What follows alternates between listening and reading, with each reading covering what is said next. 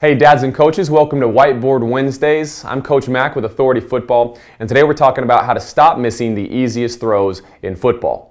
Everybody is throwing some sort of bubble screen or swing screens, really simple routes that we can throw that get an athlete the ball in space at speed and take some pressure off of our quarterback. Great idea conceptually, and while it is the simplest route to throw on paper, it's one of the most often missed throws that I see out there because of the way that we execute it. In a previous episode of the Whiteboard Wednesdays, we talked about the footwork that the quarterback can do to do his part to really make sure that he's making a consistent, predictable, accurate throw every single time on these and never missing on his end.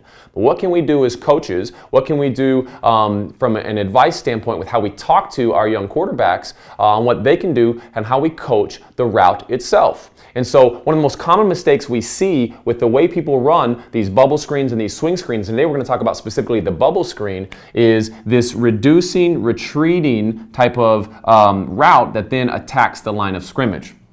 And so that bubble screen is often run round, and we don't want to do that. This is the biggest mistake we see. The reason this is difficult is because when you look at the way the quarterback throws the ball, he actually has, relative to him, he's throwing a ball that is perpendicular and intersects essentially a route that's crossing. You have a horizontal route the way that he's throwing it that's attacking that line of scrimmage. It's one of the hardest throws to make. And so additionally, there's high risk involved if we throw a lateral here. So we've got a hard throw to make, we've got a hard catch to make when he's running at the line of scrimmage, and if he drops it, there's a very high chance that it's going to be seen as a lateral and be possibly picked up for a fumble and recovered there. So we want to get rid of and eliminate all of that miss so that this is a no-brainer throw that we can simply get what we want, which is the ball to an athlete at space. So how do we do that? Very simply, we want to flatten the bubble. So rather than running it round, we want to run it flat. So we want to drop that guy back and we want to run straight flat to that sideline right there. And now what happens is when our quarterback sets to throw, he's setting that vector and that ball is traveling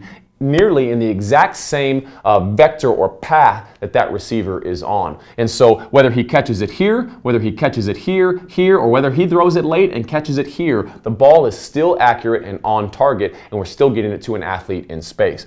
So what's our footwork on this? The common mistake that I see is not setting up our footwork correctly here. And whether we're under center or in gun, it doesn't matter.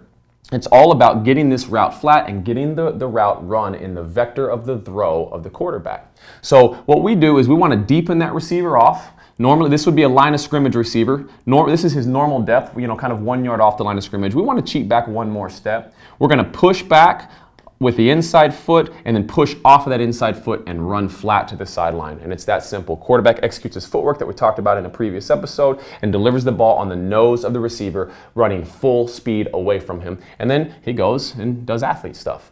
So check us out next week. We're going to talk about how to run the swing sharp.